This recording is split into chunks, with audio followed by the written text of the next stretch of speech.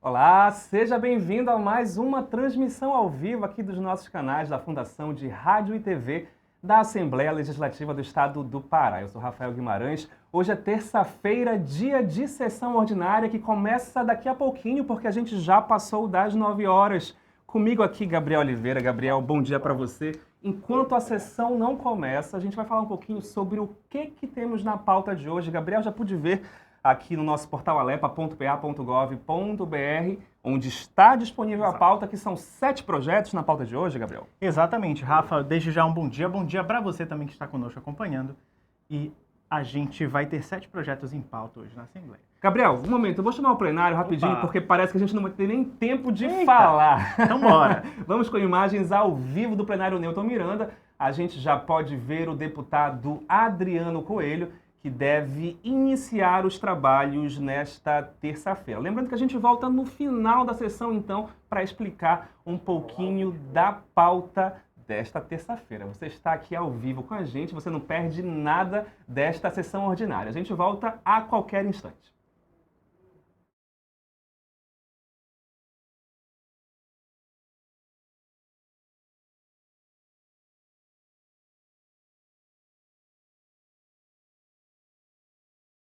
No pequeno expediente, deputada Maria do Carmo. Ele tá.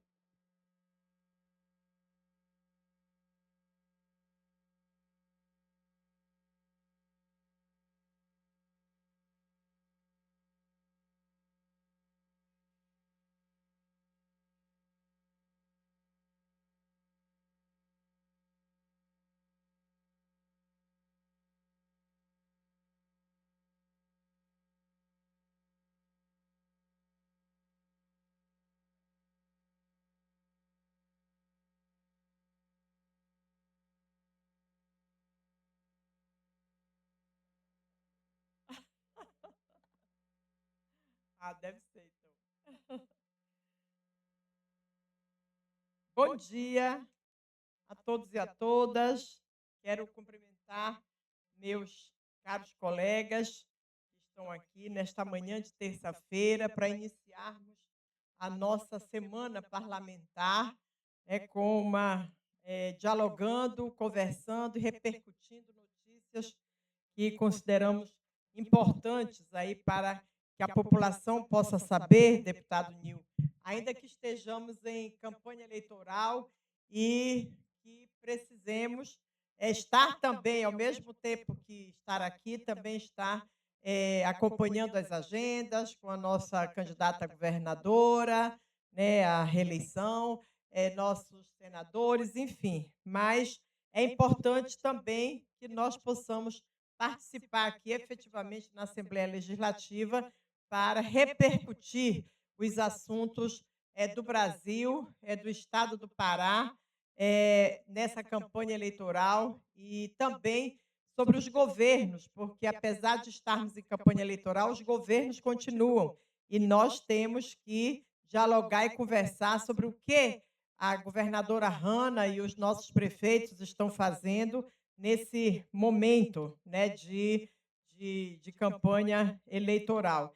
Então, eu gostaria de repercutir aqui uma notícia muito importante, um anúncio que foi feito pela governadora Hanna Gassan esta semana e que interessou muito para a nossa região ali no oeste do Pará, que é a pavimentação da Translago. A governadora Hanna Gassan, ela comunicou nessa semana o asfaltamento, a pavimentação da Translago, que é a PA 257, uma via estratégica que liga Santarém a uma das regiões mais promissoras da nossa região, que é a região do Lago Grande, e ao município de Juruti.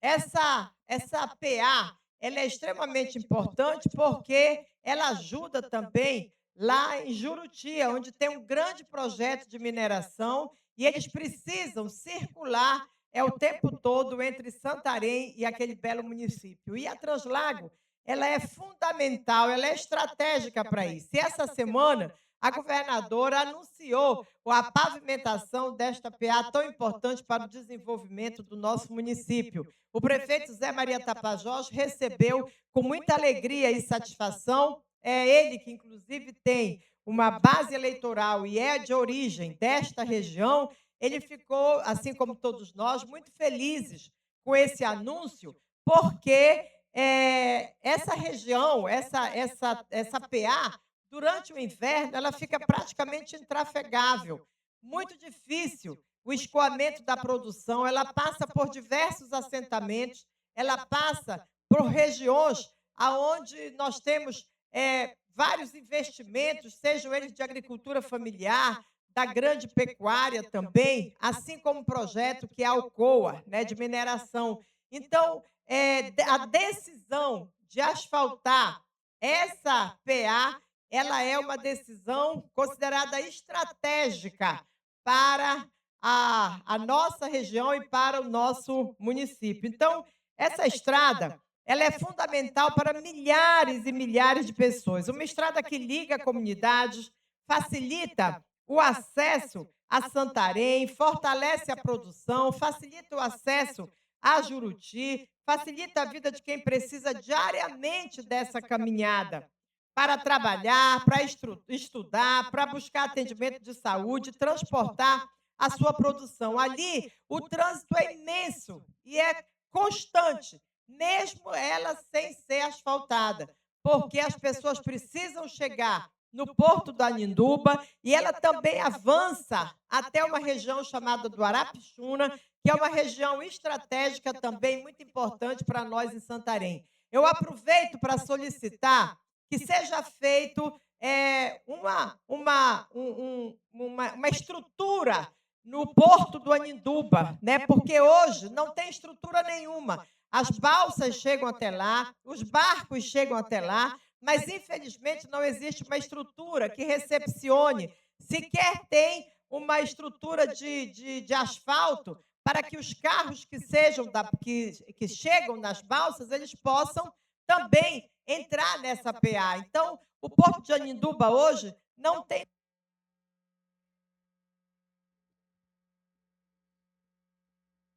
Deputada Maria, Tá. a senhora é a próxima inscrita no horário de liderança, então, vai continuar com a palavra. Esse porto, ele é muito importante economicamente para Santarém, não tem estrutura nenhuma, as balsas chegam numa área que não tem concreto, não tem asfalto, as pessoas, no tempo do inverno, as pessoas, infelizmente, enfrentam um lamaceiro muito grande. Então, é necessário, governadora Hanna, e aqui fica a minha solicitação hoje, que também seja construída uma estrutura no Porto do Aninduba, que seja um complexo, que além do asfaltamento da PA, além da construção das pontes da PA, da Translago, seja feita também a estrutura de porto ali na região e na comunidade do Aninduba. Precisa pedir solicitação ambiental, porque ali é uma área de proteção ambiental. Então, é necessário que se tome os cuidados para que essa estrutura ela não impacte do ponto de vista, mais do que já está impactando, porque já é utilizado esse porto, seria apenas para construir uma estrutura. Mas para seguir as regras, é importante que se tenha que se tenha um estudo de impacto ambiental para a construção também da estrutura do CAR de Porto, do CAR de Arrimo, ali na comunidade do Aninduba. Eu tenho certeza que será um marco histórico na evolução, será um marco histórico para o avanço do ponto de vista da economia ali para aquela região. Então, fica aqui as minhas congratulações à decisão do governo do Estado em asfaltar essa via tão importante para nós de Santarém, para Juruti e para toda essa região. E fica também a solicitação de que, junto com o asfaltamento da PA, venha uma estrutura de CAR de Arrimo, de porto, inclusive ali no Aninduba, para recepcionar quem ali chega. Eu também quero repercutir aqui que a equipe de Santarém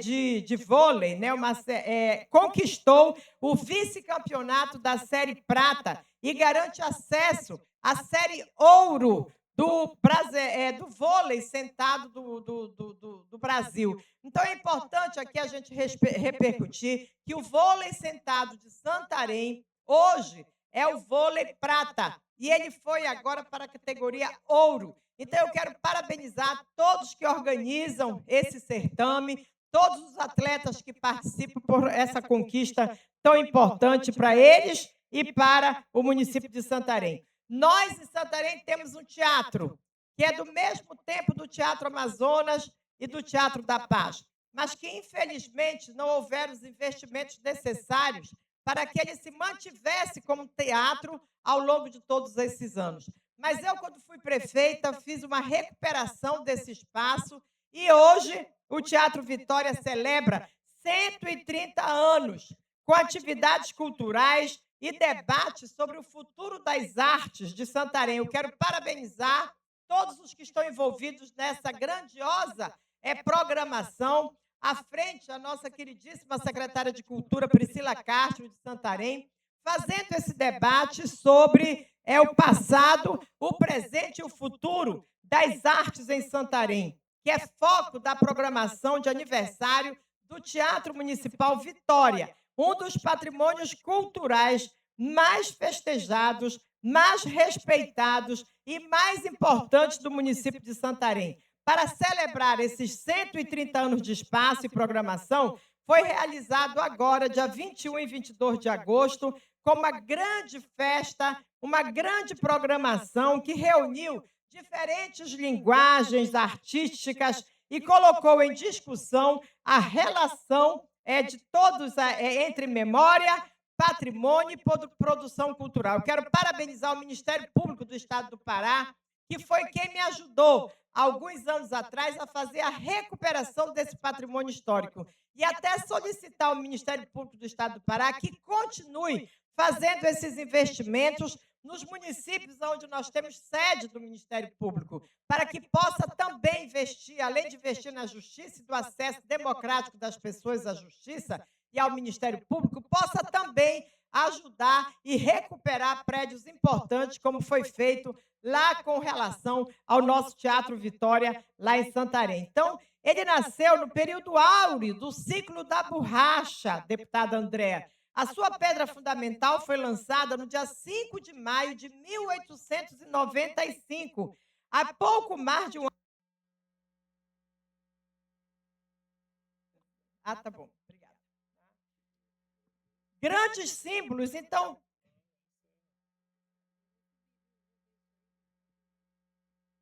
A senhora continua no período do grande expediente.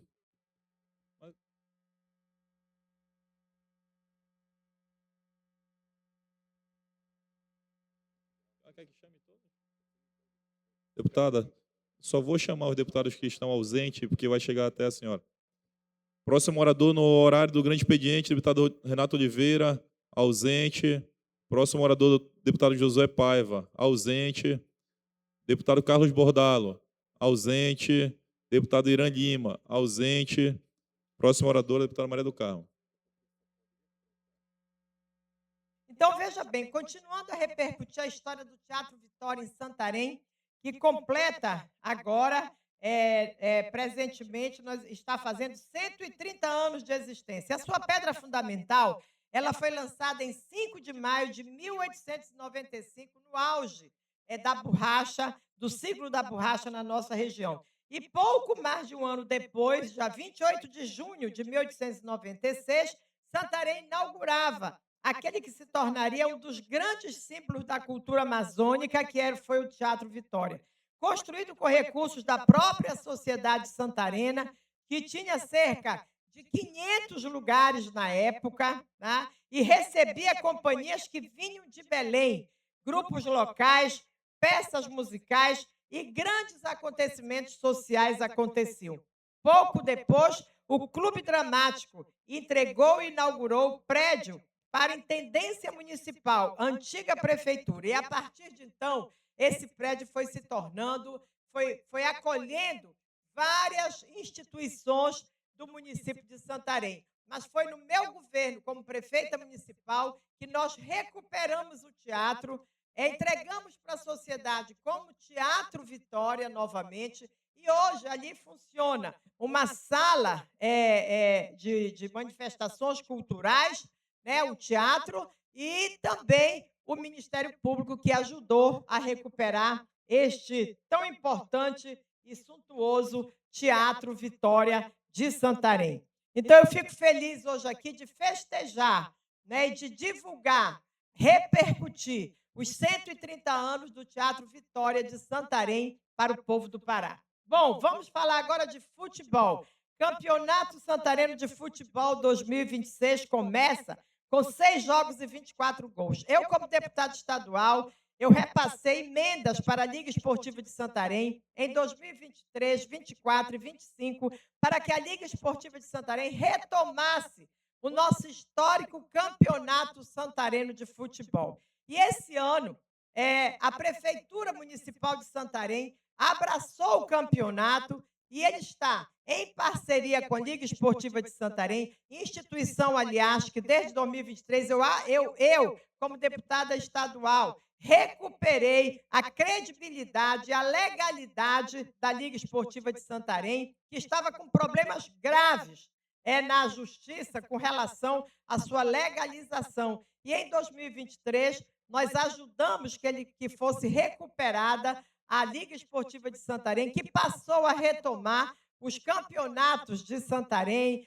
o campeonato Master também, o campeonato das mulheres, enfim, várias atividades que foram, que tiveram nosso apoio como deputado estadual. Este ano, a Liga Esportiva de Santarém, com apoio da Prefeitura, por meio da Sengel, do meu querido amigo secretário Pedrão, ela faz uma competição que fortalece o futebol amador e reúne equipes de diferentes regiões do município.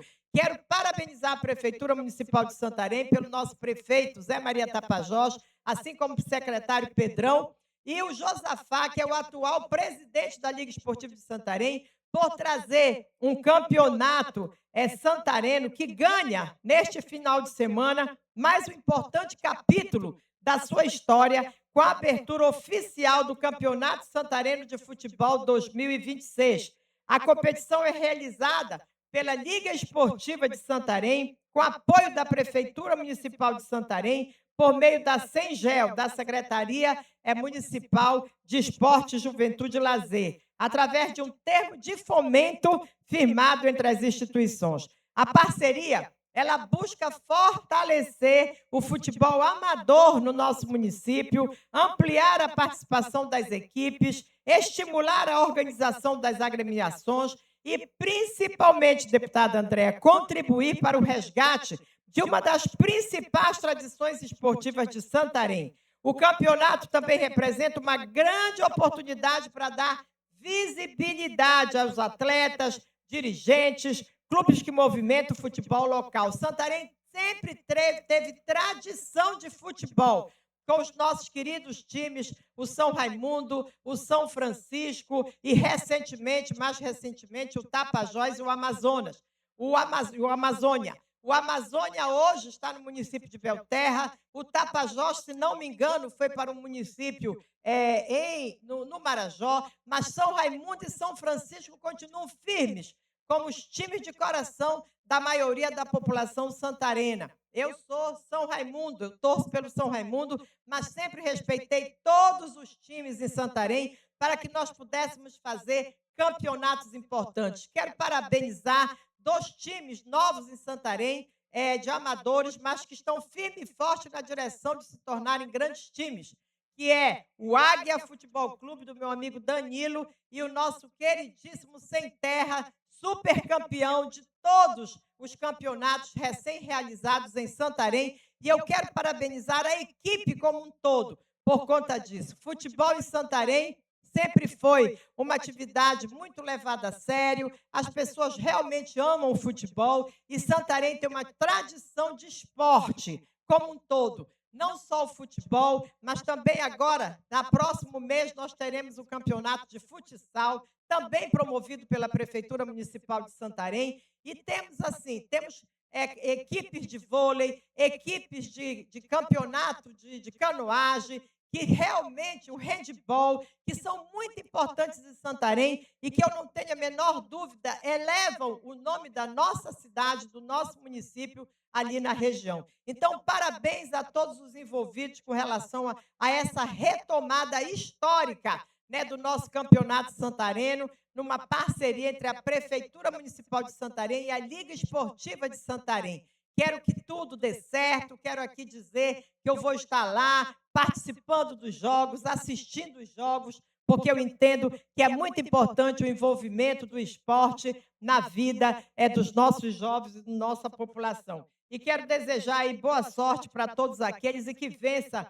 o melhor. Por fim, eu quero aqui repercutir que o IDEB avança em todas as etapas de educação básica no Pará, de 2023 a 2026, em uma escala de 0 a 10, o IDEB do ensino fundamental do Pará passou de 5,1 para 5,6 nos anos iniciais e de 4,4 para 4,8 nos anos finais. Não é o ideal, mas é um avanço que a gente precisa parabenizar a todos os envolvidos, porque é uma caminhada, está melhorando, o que significa que em breve a gente pode estar numa posição melhor ainda. Na rede pública do Estado, o resultado passou de 4,8 para 5,5 nos anos iniciais e de 4,2 para 4,7 nos anos finais e de 4,3 para 4,4 no ensino médio. Portanto, com esses resultados, o IDEB do Estado do Pará alcançou, nas 3 etapas avaliadas, os maiores valores da série histórica iniciada em 2005. É o ideal? Não. Ainda temos muito a caminhar e eu tenho certeza que a governadora Hannah Gassan vai estar, ela, sendo reeleita governadora, vai estar na linha de frente para que a educação do Estado do Pará avance cada vez mais e que possa realmente ser uma das melhores educações em todo o nosso Brasil. Os resultados revelam que o Pará teve, em 2005, seus melhores resultados no indicador brasileiro. Então, esse é o melhor IDEB da série histórica, provando que a escola dos nossos filhos está melhor do que a escola que nós tivemos. Então, parabéns ao secretário de Educação, nosso querido Ricardo Cefé, parabéns a todos que estão à frente das DREs, em Santarém, o professor Dayan Seric, que faz com que se avance, né, o nosso querido Newton, lá em Santarém, como secretário de Educação, porque é um esforço coletivo para que a educação do Pará tenha bons resultados perante o nosso governo brasileiro. E nós não estamos fazendo feio, estamos avançando. E isso aí se deve aos professores e professoras que estão na sala de aula, a todos os gestores das escolas, a todos os profissionais de educação, até aquele rapaz, aquela moça que trabalha na limpeza, que trabalha na cozinha, que trabalha na merenda, que devem ser honrados por nós, porque eles também fazem parte do grupo que ajuda a educação pública do Estado do Pará a avançar. Então, eu quero parabenizar desde o agente de segurança, o agente de portaria, até o secretário estadual de educação, passando pelos professores que estão em sala de aula, professores... Um minuto, pensando. Então, em 20 anos, o Brasil enfrentou simultaneamente 3 problemas históricos na educação. Resolveu 3 problemas históricos. Colocou mais estudantes na escola, melhorou sua trajetória e elevou a nossa aprendizagem. O resultado do IDEB, eles fecham um balanço de 20 anos de compromisso nacional pelo acesso, pela permanência e pela qualidade da educação. Parabéns ao nosso presidente Lula, que também está na linha de frente, no sentido de melhorar a qualidade da educação do país. Porque nosso presidente, com as nossas políticas aqui, que são políticas que a população abraça tanto, ele melhorou a permanência dos nossos estudantes na escola, melhorou o acesso aos estudantes para a escola e melhorou a qualidade da educação, inclusive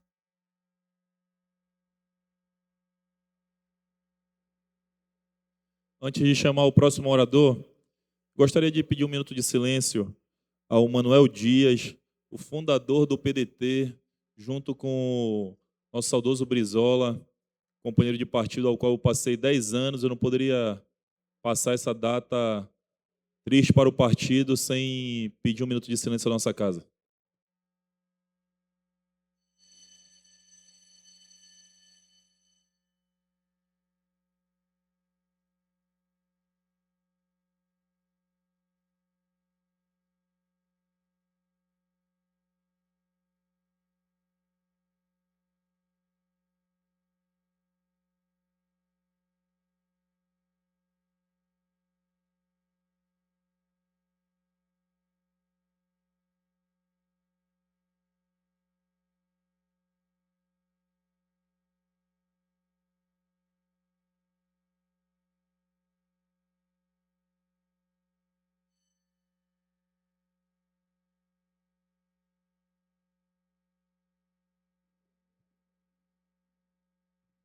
Inscrito no horário de grande expediente, o próximo orador, deputado Coronel Neil.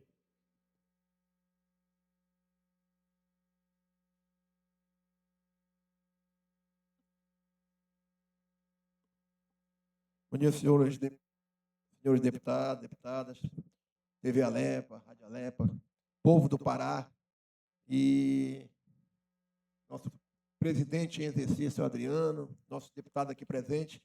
É uma pena, né?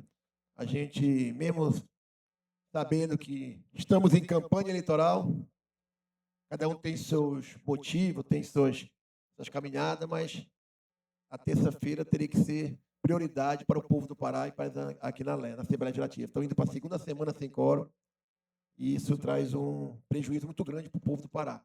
Mas eu falo por mim, estou aqui, tirei minha falta e vou cumprir meu expediente, vou cumprir o que manda a legislação e porque eu fui eleito. Espero que haja uma conscientização para podermos votar projetos de suma importância para o Estado do Pará, principalmente para o nosso povo. Venho aqui agradecer a comunidade que tem nos abraçado nas nossas caminhadas, nas nossas reuniões, nos nossos adesivatos, que chama, né? E a gente vê a aceitação da sociedade. Isso são fruto de 3 anos e meio de trabalho. Frutos da legalidade, fruto do empenho das políticas públicas, das ações sociais, dos projetos de lei. São mais de 80 projetos de lei na casa. Alguns sancionados, outros já em fase final de finalização. E o mais importante, o dever até agora de ter cumprido o meu mandato neste mandato. Esperamos que o povo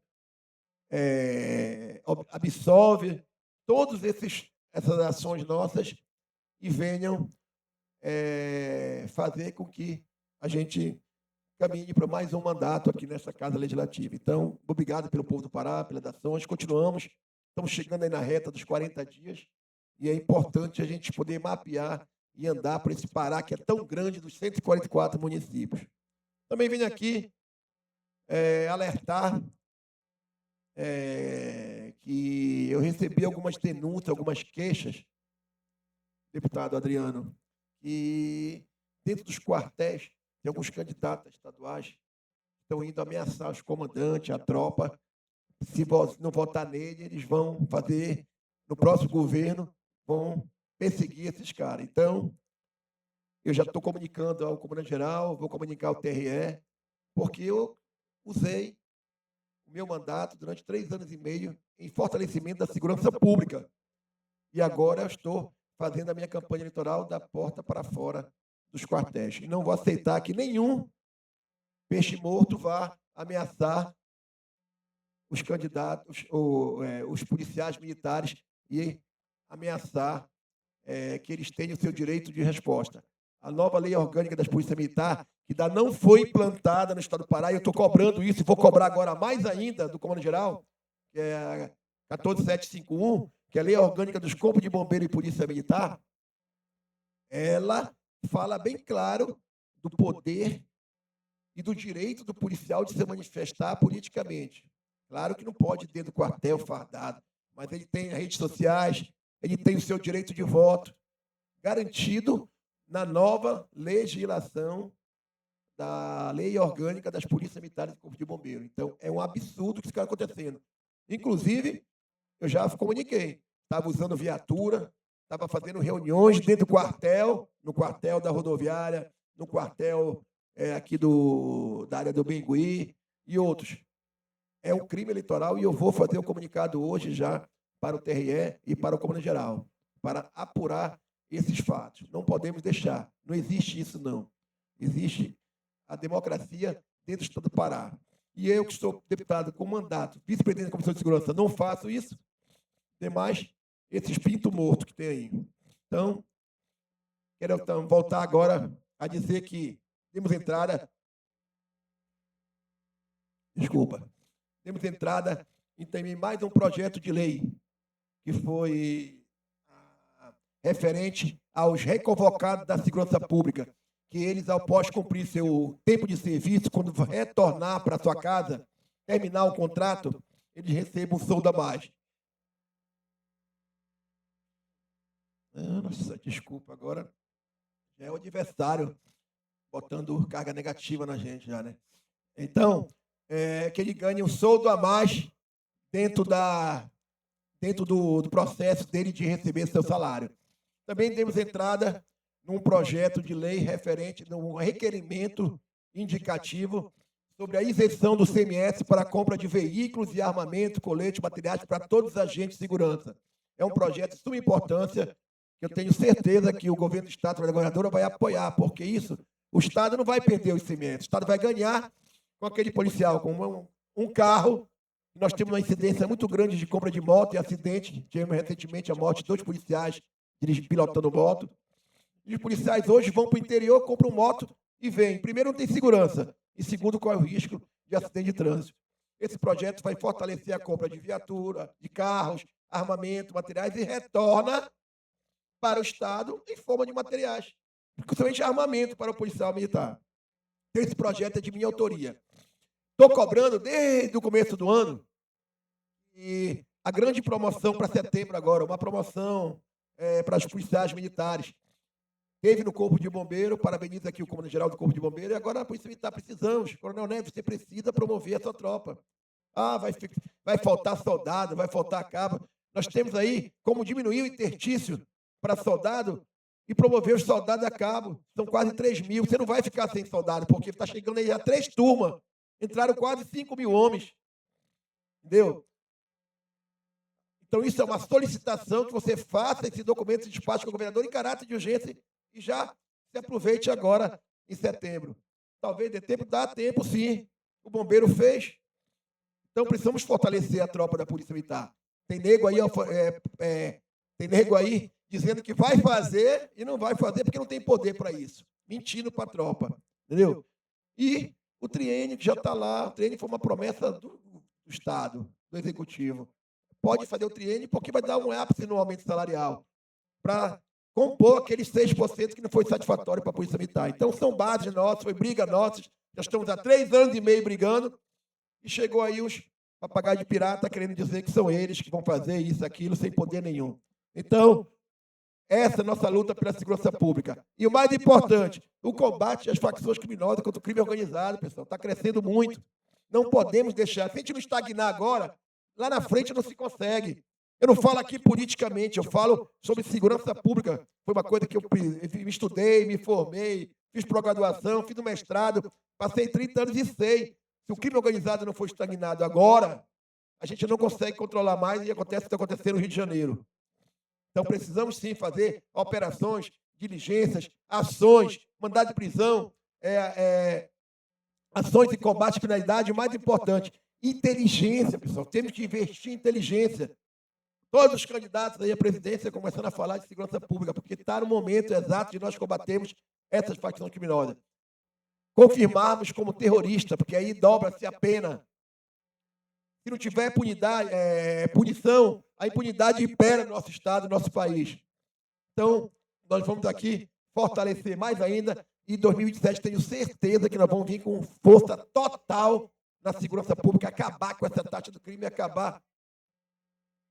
Em 2027, vamos vir com força total, combate à criminalidade e, mais importante, acabar com essa taxa do crime, que é mais que isso aí traz uma sensação de segurança muito ruim para a sociedade. Onde você anda, onde você pisa, é as pessoas pedindo para você interferir em cima disso. E não é só na capital, em todos os municípios. Não podemos fechar os olhos. Sabemos o trabalho excepcional que as forças de segurança estão fazendo. Polícia Militar, Polícia Civil, Corpo de Bombeiro, Guarda, ao sistema penitenciário, através do Coronel Cirotor. Parabéns pelo trabalho, mas precisamos fortalecer mais ainda. Mais ainda. No sentido de que operações, inteligências, sentar com o Tribunal de Justiça e Serviço Público. Eu converso diariamente com promotores e juízes. Eles estão com vontade de trabalhar a segurança pública, porque sabe que está atingindo também não é só a população de baixo nível, todas as camadas de população, inclusive eles, com segurança. Então, precisamos, sim, essa interação com o Ministério Público, com o governo federal, o Ministério da Segurança Pública e Justiça, que tem que botar uma pessoa capacitada, que entenda de segurança pública, que tem da área. Não pegar um cara que era igual ao gabinete, aquele ministro que estava lá na segurança pública, que não entendia nada de segurança pública. Ainda estava envolvido em escândalos que foi feito aí no nosso país. Então, precisamos botar uma pessoa voltada na área da segurança pública. O médico que assume o hospital. O policial penal que vai ter que assumir as cadeias. E a Polícia Militar que assume, junto com o civil, a segurança pública em geral, porque tem já mais de 200 anos a Polícia Militar na segurança pública, e podemos ter como quem dá para a sociedade mais ações e mais coisas. Então, Próxima oradora, a deputada Lívia Duarte.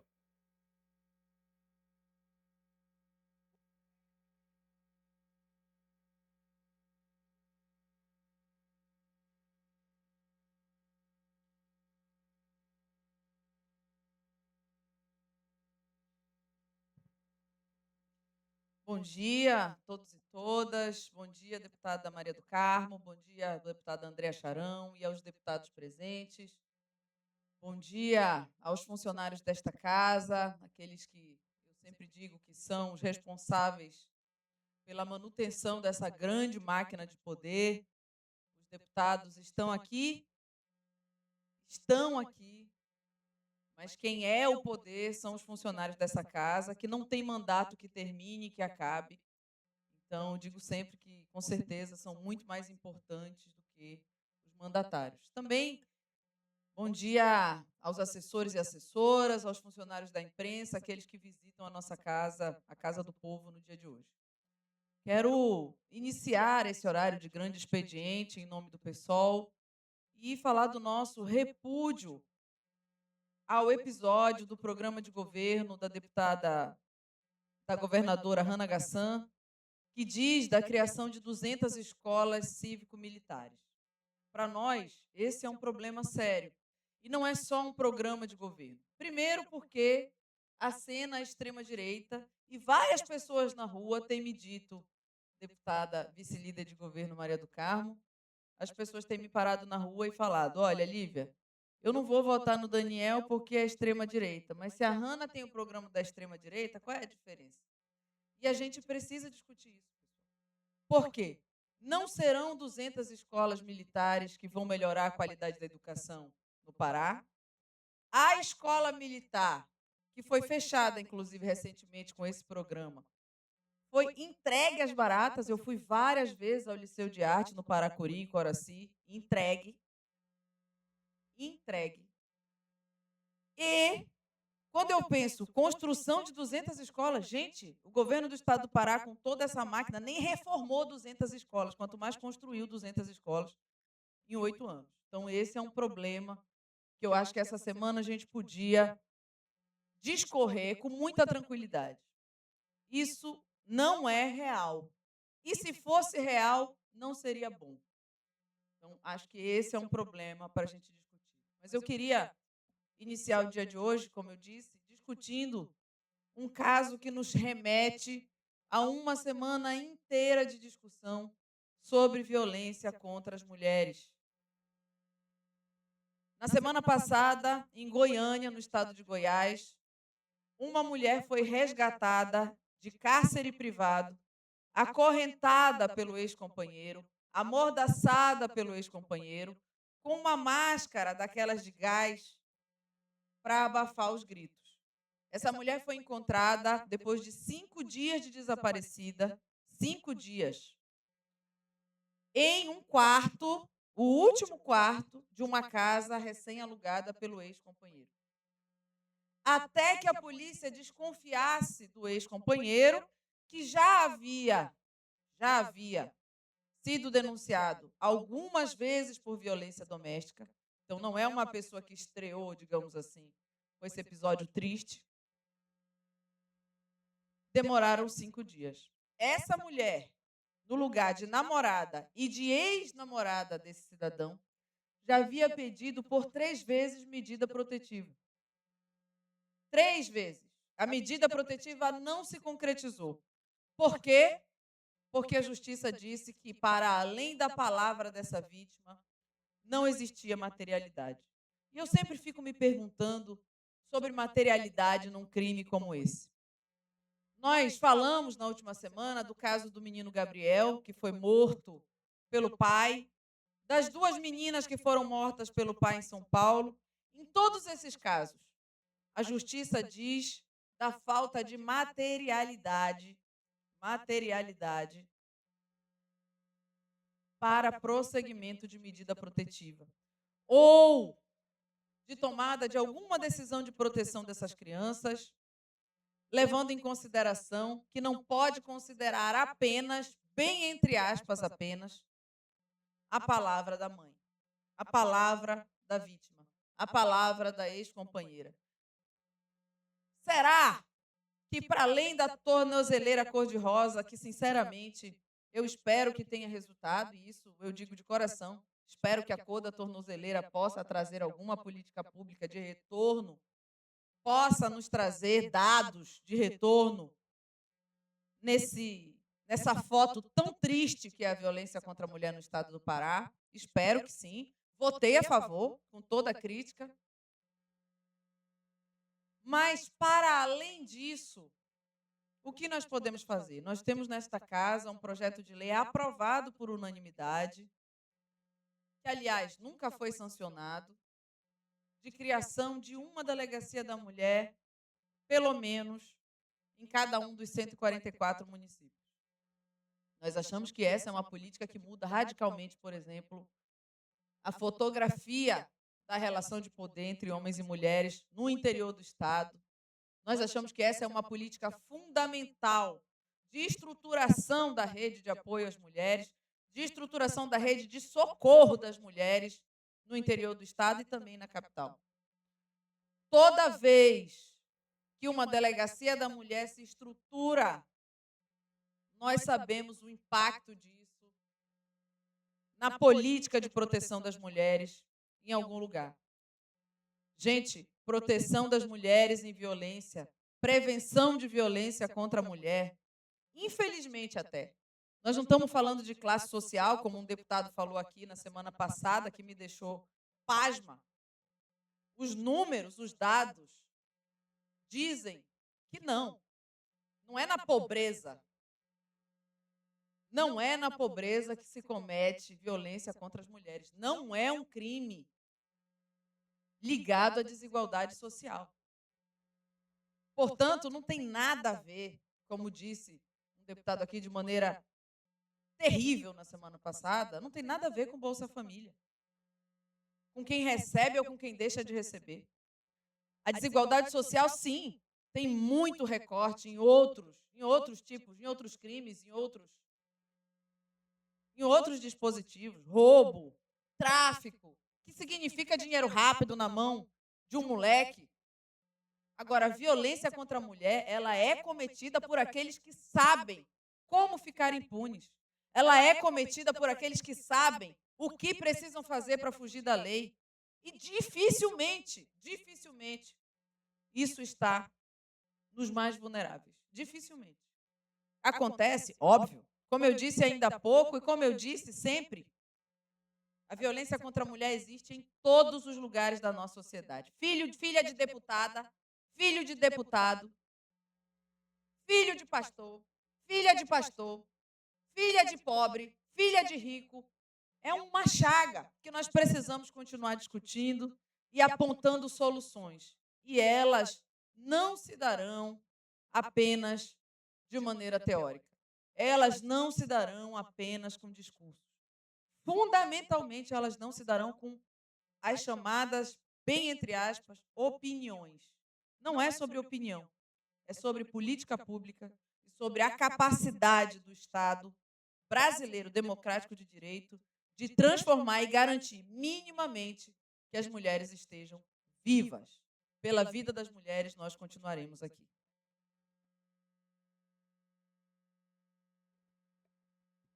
Próximo orador, deputado Avelto Souza.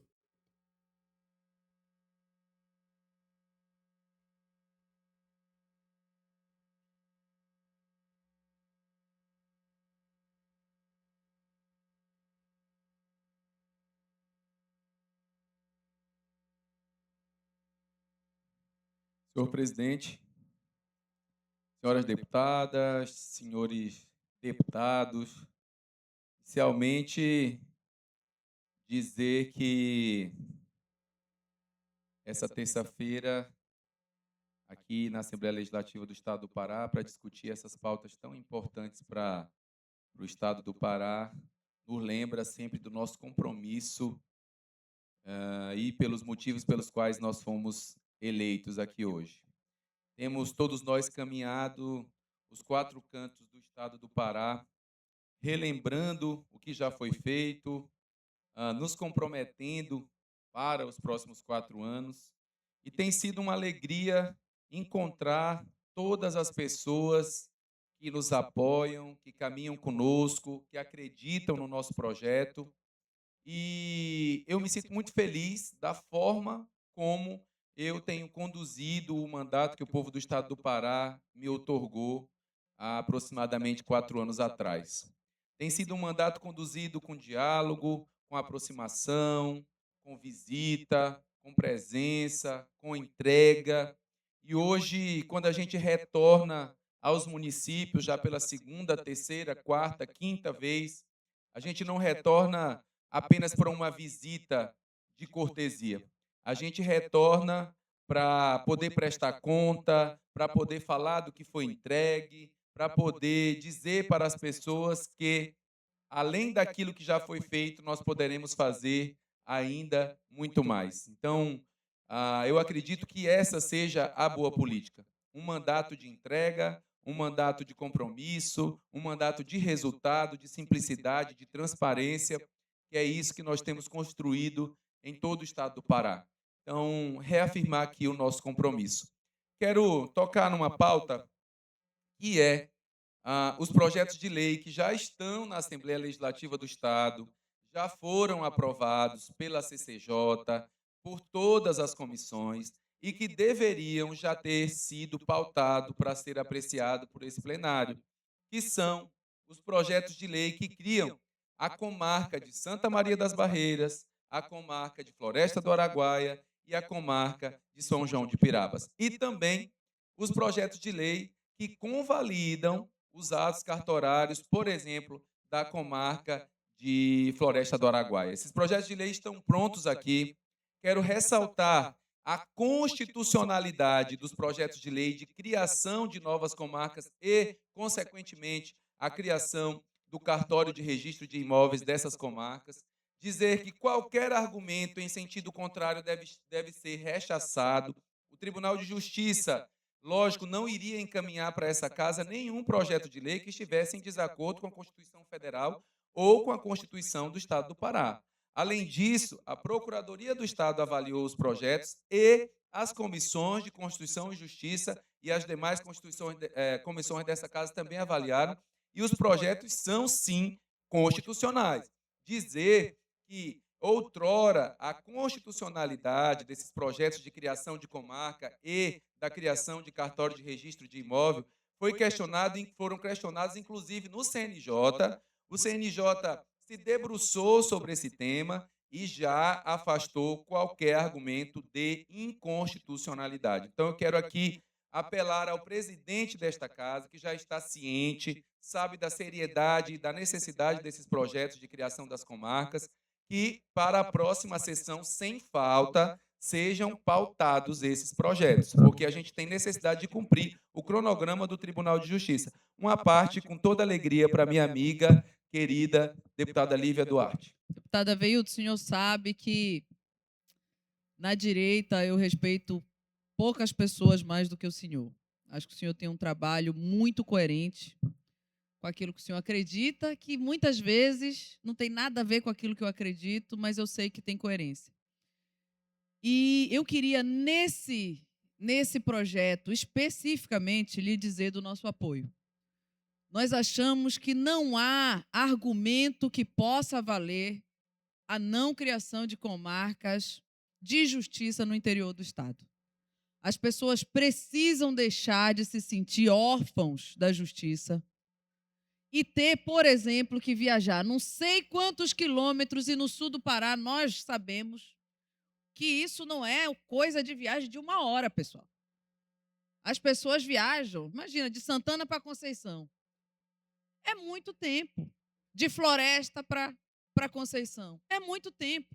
Então, nós somos absolutamente favoráveis à legislação que cria comarcas e, portanto, que, de maneira evidente, diminui o poder daquele ou daquele órgão que comandava toda a região, mas nós estamos aqui para legislar pelo povo e não por qualquer outra máquina que possa estar na frente. Então, lhe dizer que nós temos todo acordo e apoio no projeto de criação das comarcas de justiça no interior do Estado.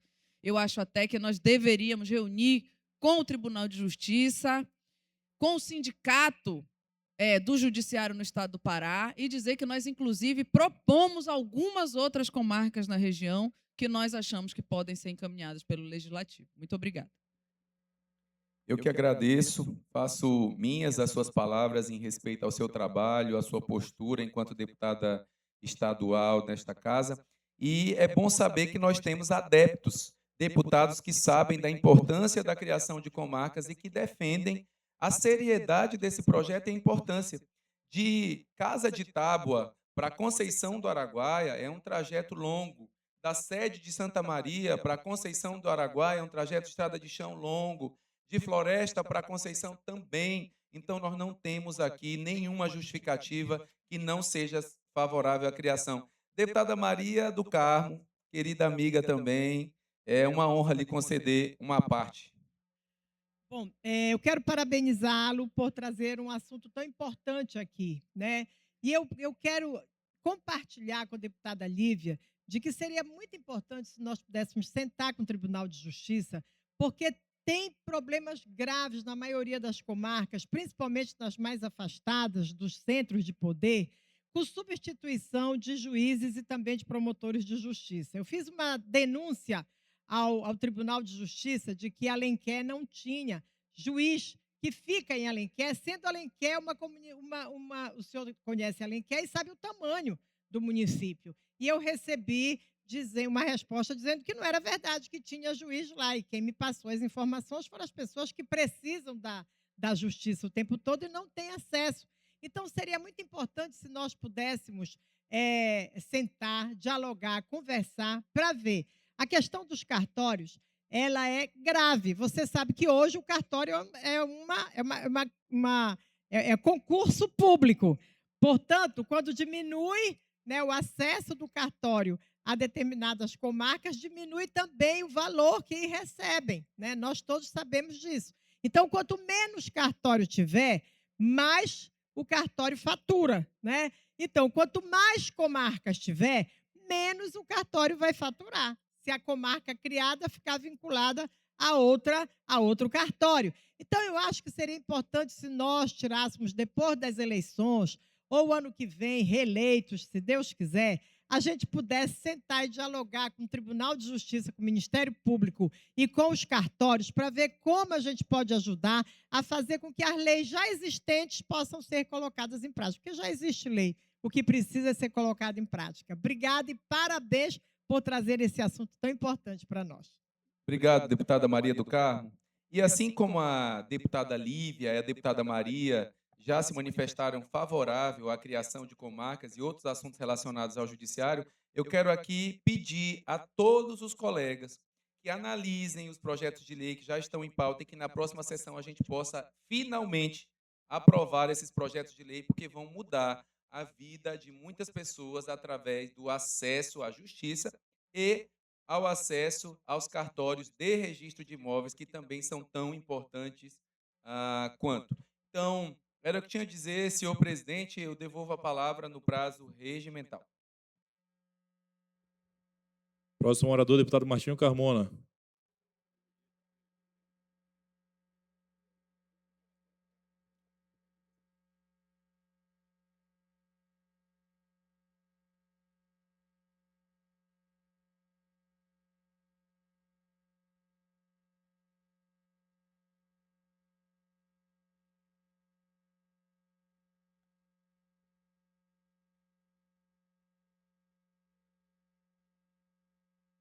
Senhor presidente, senhores deputados, senhoras deputadas, é com alegria que me manifesto nesta tribuna para reafirmar a nossa posição.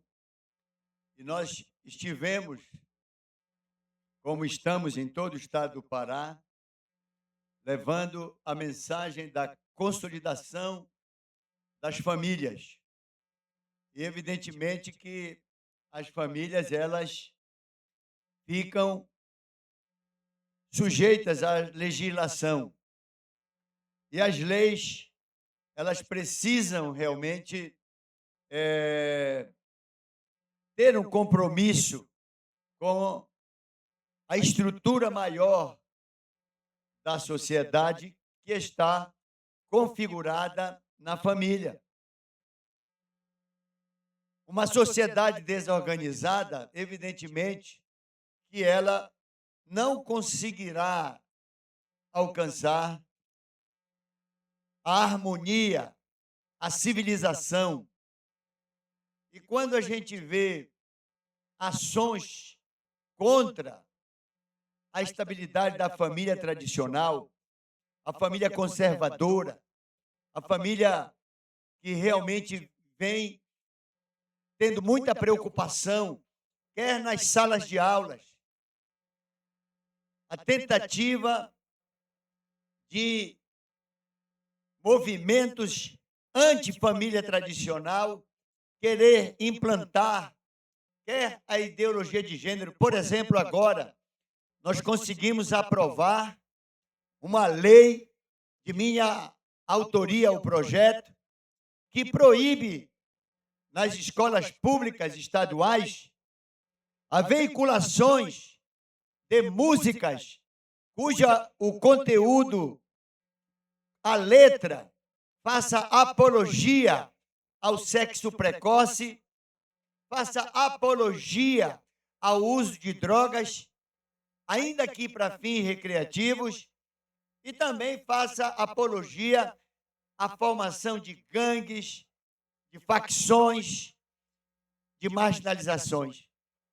Hoje, por conta desta lei de nossa autoria ao projeto, se uma diretora ou um diretor de uma escola pública estadual permitir que este tipo de música, com essa letra ofensiva e danosa, veicule, ele responderá por crime de prevaricação. Então, a direção de todas as escolas estaduais festejaram esta lei. A grande maioria dos professores festejaram e estão festejando esta lei. Mas, principalmente, os pais, as mães, os avós, os avós, os tios, os responsáveis pelas crianças, pelos adolescentes, pelos jovens. Eu fiquei muito feliz de ter tido essa inspiração, atendendo ao clamor das famílias, para que a escola não seja um ambiente onde a marginalidade, em qualquer desses aspectos que eu citei, possa prosperar.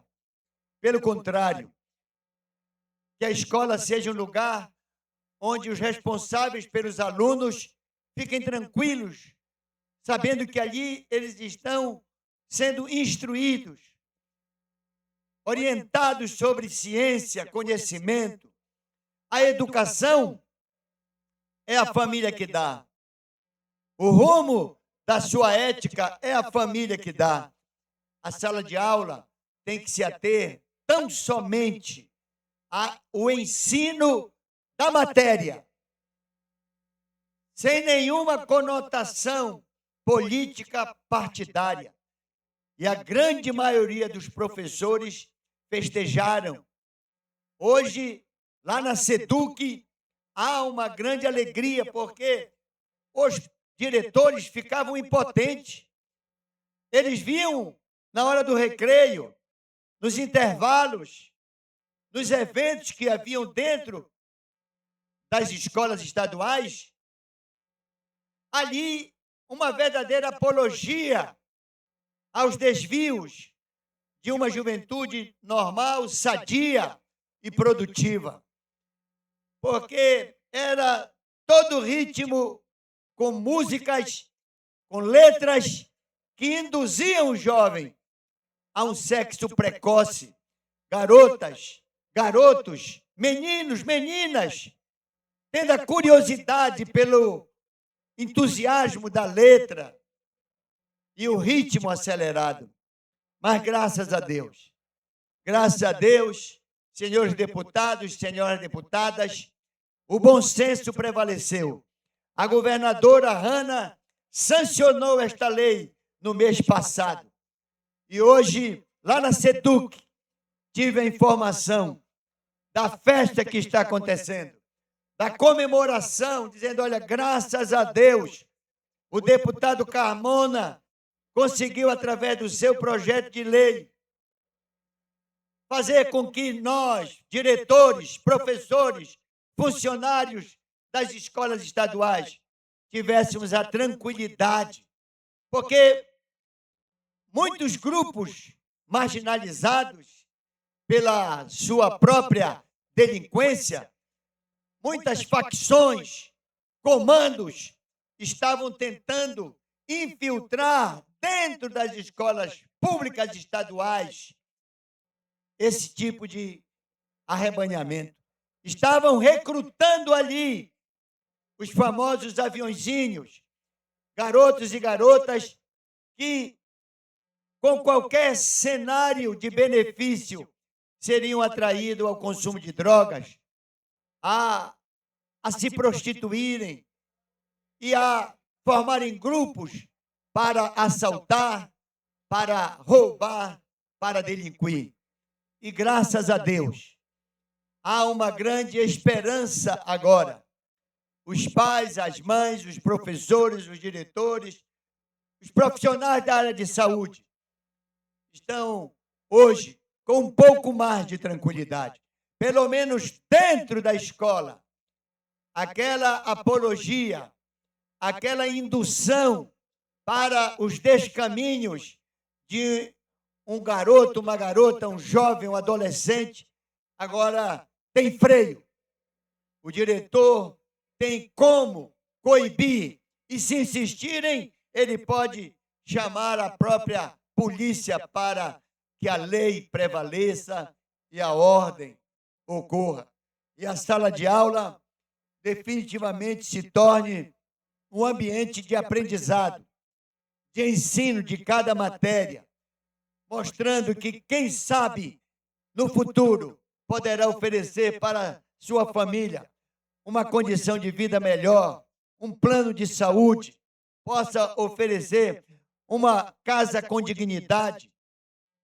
Graças a Deus, isso que estava afetando muito, inclusive, nos índices de aproveitamento escolar. Hoje, nós estamos em agosto de 2026. Este deputado, que por 8 mandatos está aqui nesta casa, teve a felicidade do apoio de toda a casa e da governadora Hanna para sancionar esta lei.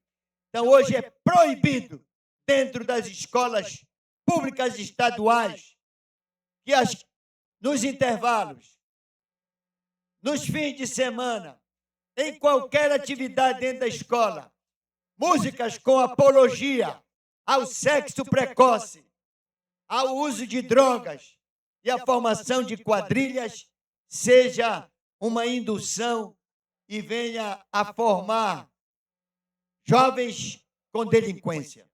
Então, damos graças a Deus. Obrigado, meu Deus, por mais esta oportunidade de servir o povo do Pará, o meu povo, aonde nasci, cresci e me desenvolvi. E também ajudar os pais, professores, diretores a oferecerem uma educação com saúde e dignidade. Que Deus continue nos usando e nos abençoando. Viva o Senhor Jesus!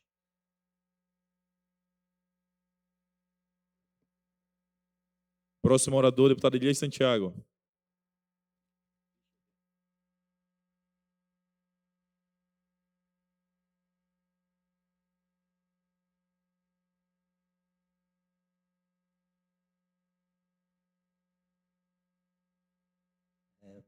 Bom dia, senhor presidente, deputados e deputadas aqui presentes, minha querida deputada Andréa Charão,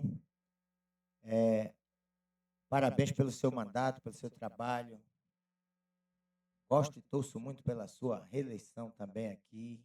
Grande abraço ao Aveilton aí, nosso lutador, parceiro, deputado, que, como disse a Lívia, apesar da gente ter diferenças ideológicas, a gente se respeita desde o começo do nosso mandato. Quero cumprimentar aqui a toda a imprensa presente, as pessoas que nos acompanham nos meios de comunicação da Alepa e dar aí um abraço especial aí às pessoas que estão aí nas galerias nos apoiando, que vieram aqui acompanhar. Saiba que essa aqui é a casa do povo paraense e quero aí levar o abraço para vocês, de todos os deputados e deputadas, em especial do nosso presidente Chicão e de toda a direção aí da nossa querida Assembleia Legislativa do Pará. Um abraço aí à vereadora Edilza Pimentel, de São Domingos do Capim, junto com seu esposo, que estão aqui presentes, acompanhados de algumas lideranças do município. Aqui o Cláudio Castro, a Juliene Maia, o Bilu, Jani. Quero também mandar um abraço ao vice-prefeito do município de Chaves, o Jesus, conhecido por Geso, e a vereadora Cristiane, lá do município de Chaves, que vieram nos prestigiar aqui. Muito obrigado a vocês também. Ao Valdo e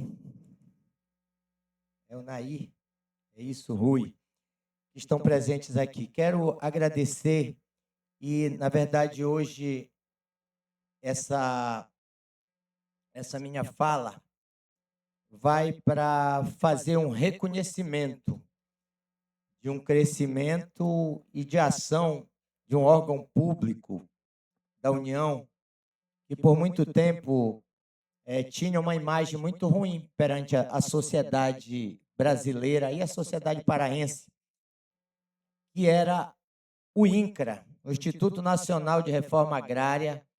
Ele era mal visto. Inclusive, ele tinha um apelido que era encravado. Encravado era um negócio que não anda, que é um negócio que atrapalha a vida dos outros. E a partir dos mandatos do presidente Lula, a partir da presidenta Dilma e agora, dessa nova volta do presidente Lula, o INCRA faz um trabalho muito importante para a questão da reforma agrária no estado do Pará, resolvendo muitos problemas históricos dos assentamentos rurais, levando infraestrutura, reorganizando uma base produtiva, que além de ser uma base produtiva, é uma base que trabalha com agricultura familiar, visando também a preservação ambiental e a fixação de famílias no campo que precisam produzir e sobreviver com dignidade no campo. Portanto, aqui, levar o meu reconhecimento ao nosso superintendente Raí Moraes, que é um quilombola de Abaetetuba, competente, capacitado, que assumiu o INCRA e, junto com a sua equipe, tem feito um grande trabalho, assim como o trabalho realizado também pelo INCRA de Marabá, pelo INCRA lá de Santarém. Eu sei que milhares de famílias, mais de 60 mil famílias no estado do Pará, foram beneficiadas diretamente com o crédito e também inúmeras famílias que seguiram o trabalho de regularização fundiária, inclusive, Aveilton, que você, como superintendente, iniciou lá no sul do Pará, que está sendo muito bem feito lá pela nossa equipe do sul e sudeste do Pará. Quero dizer que esse trabalho continua e a visão de reforma agrária que nós temos hoje, ela é uma reforma agrária para fixar o homem no campo e para que a gente evite, muito ao contrário do que tentavam nos acusar no passado, que nós promovíamos a violência no campo, muito pelo contrário, nós estamos trabalhando programas de aquisição de terras, em que a gente vai lá e compra a terra do proprietário e distribui para aquele agricultor que mais precisa. Nós estamos organizando o Pronaf para o jovem, o Pronaf para a mulher, o crédito fundiário, organizando o crédito apoio, organizando os benefícios para que essas famílias vivam melhor no campo. Portanto, quero aqui, junto com isso, deixar um abraço ao nosso senador Beto Faro, à nossa deputada Gilvanda Faro, à nossa querida deputada Maria do Carmo, ao nosso querido candidato aí a vice-governador, que tanto me orgulha, meu colega Dirceu, que faz esse trabalho lá no sul e sudeste do Pará. Depois eu queria dizer também da minha gratidão como deputado pelos grandes avanços na minha região, que é a região do Vale do Acará. Nós que moramos naquela região, apesar de tão próxima a Belém, reclamávamos tanto da falta de acesso de logística para que a gente pudesse nos integrar à região da PA 150, a região metropolitana de Belém, a região de Castanhal. E o trabalho realizado estes anos de governo do nosso querido ex-governador Helder e hoje da nossa querida governadora Hanna, integrou e está integrando definitivamente o Vale do Acará. A construção da estrada Perna Leste, o asfaltamento da estrada que liga Tomé Açu a Paragominas com a construção da ponte, que liga Tomé Açu a PA 150, passando pela travessia da Urucuré, no Baixo Acará. E agora, a construção da ponte sobre o rio Acará, que vai completar a interligação pela Perna Sul e também pela Acaramoju, que já foram asfaltadas. E a ponte sobre o rio Capim, que brevemente será inaugurada em frente à cidade do Capim. Colocou a nossa região, finalmente, no mapa do grande desenvolvimento do Pará, a valorização das terras naquela região. Portanto, meu agradecimento. E quantas vezes eu me pronunciei aqui para lutar pela ponte do Acará, pela ponte do Capim, para que a gente pudesse ter direito ao asfaltamento daquelas rodovias que são fundamentais para o escoamento da produção que vem do sul e do sudeste do Pará, apoiando o agronegócio que leva seus produtos para o porto de Barcarena. Portanto, meus parabéns ao governador, à governadora e a todos aqueles deputados e deputadas que lutaram junto comigo para que essas obras pudessem ser realizadas. Considero isso um grande feito, já me realizo enquanto deputado por estas obras realizadas na nossa região. Queria encerrar dizendo a todos e todas que eu quero dirigir uma última palavra à pessoa com deficiência no Estado e fazer um pedido à Secretaria de Estado de Agricultura. Em Castanhal, deputada Maria, nós temos um trabalho lindo de uma entidade que cuida da pessoa com deficiência.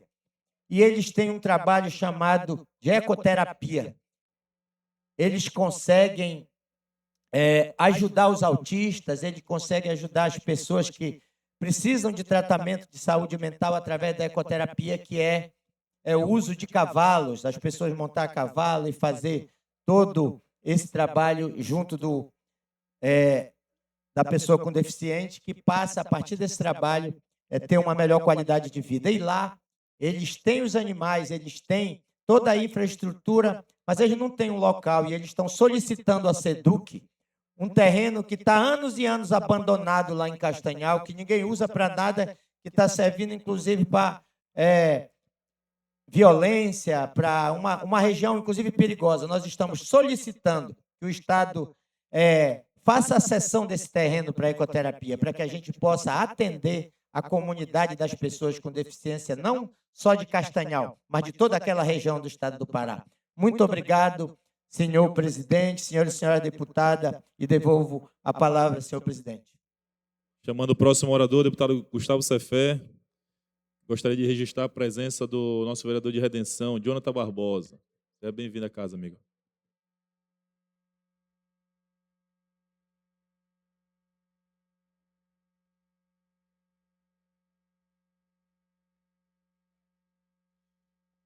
Bom dia, senhor presidente. Muito bom, senhor presidente, lhe ver nessa cadeira, aproveitar seus últimos meses aqui na Assembleia Legislativa, rumo a Brasília, que tenho certeza saberá representar muito bem nosso Estado. Da mesma forma, cumprimentar o vereador Jonathan Barbosa, minha querida cidade de Redenção, vereador atuante, sempre vindo aqui à capital atrás de recursos, emendas, investimentos, e tem sido uma das grandes revelações da política lá em Redenção. Leve um grande abraço a tantos amigos que tenho lá.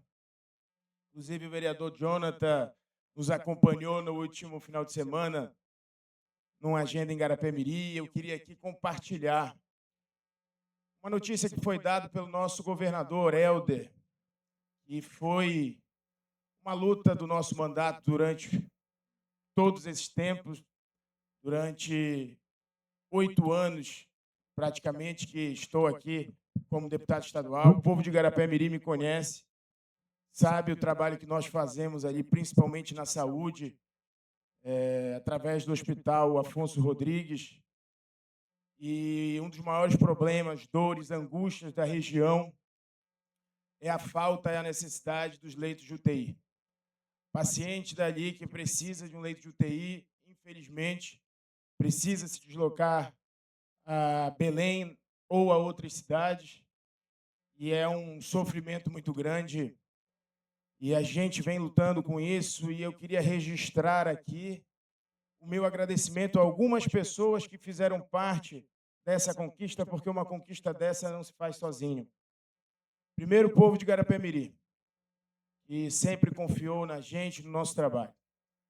Em segundo lugar, faço questão de registrar a participação do vice-prefeito Marcelo, que foi pessoa fundamental no diálogo, de deixar a parte política de lado, priorizando o bem-estar e a qualidade no atendimento da população, que me ligou no começo do ano, pedindo a parceria, a unidade do nosso mandato com a prefeitura e de todos os vereadores de Garapé-Miri que, por unanimidade, encaminharam requerimento à Secretaria de Saúde do Estado, solicitando que fosse feita a instalação dos leitos de UTI no Hospital Afonso Rodrigues. E agradecer também de forma muito especial o secretário de Saúde do Estado do Pará, o Alame, que desde o momento que chegou este documento nosso, juntamente com o ofício da Prefeitura, da Câmara Municipal de Garapé-Miri, de imediato já deu o ok e o processo está tramitando rapidamente. E no último domingo o governador anunciou que imediatamente nós estaremos instalando, já autorizado pela Secretaria de Saúde, pelo governo do Estado, 20 novos leitos de UTI, os primeiros leitos de UTI da história da cidade de Garapé-Miri. Então, eu fico, sim, orgulhoso da trajetória, orgulhoso dos avanços, porque a gente sabe as dificuldades e a gente vê que o mandato, quando ele é bem utilizado, ele toca diretamente na vida das pessoas, toca diretamente no que realmente importa, no que realmente é necessário. Então, aqui o meu muito obrigado ao povo de Garapé-Miri, de toda a população do Baixo Tocantins, porque o hospital vai atender também demandas de outras cidades. E o meu muito obrigado à nossa governadora Hanna por a sua sensibilidade. A governadora Hanna, que é moradora de Garapé-Miri, moradora não, nascido em Garapé-Miri, a família da governadora Hanna é de Garapé-Miri, e dá esse presente agora. Então, a gente fica muito feliz com esse avanço e logo, logo estaremos lá acompanhando o início de mais esse importante serviço. Cumprimentar também aqui os vereadores diretamente de Pau d'Arco, vereador Maguila, vereador Gabriel, sejam muito bem-vindos. Espero que tenham trazido pão de mel aí para adoçar o nosso dia aqui. E no mais, agradecer, senhor presidente, o tempo e dizer que continuaremos aqui, embora a gente esteja no meio de uma campanha eleitoral. Nós somos deputados, é a nossa obrigação estar aqui, cumprindo com a nossa obrigação, e vamos aqui debater e aprovar os projetos importantes para o nosso Estado. Muito obrigado, senhor presidente.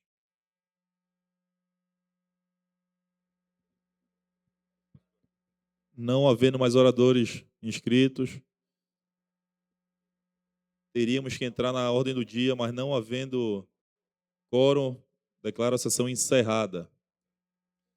Nada mais havendo a tratar, convoco as senhoras e senhores deputados para a sessão ordinária no próximo dia 1º de setembro, a hora regimental, seguida de tantas quantas sessões extraordinárias forem necessárias para a deliberação da matéria em pauta. Declaro encerrada a presente sessão.